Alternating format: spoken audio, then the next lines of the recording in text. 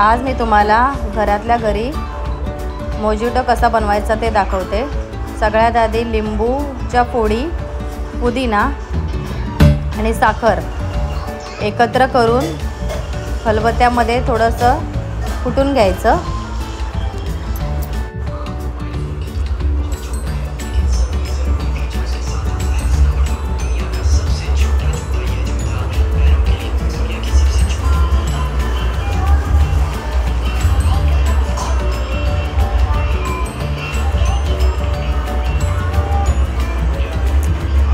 कुटून झाल्यानंतर थोडी साखर ग्लासमध्ये टाकून घ्यायची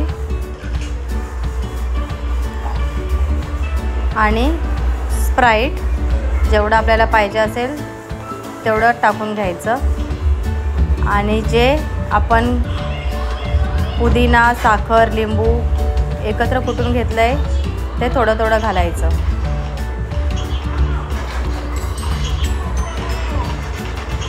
त्यात थोडा लिंबू पिळायचा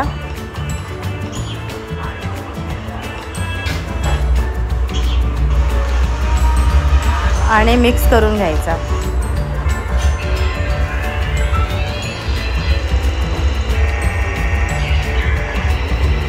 आणि परत स्प्राइट जेवढं पाहिजे असेल तेवढं घ्यायचं।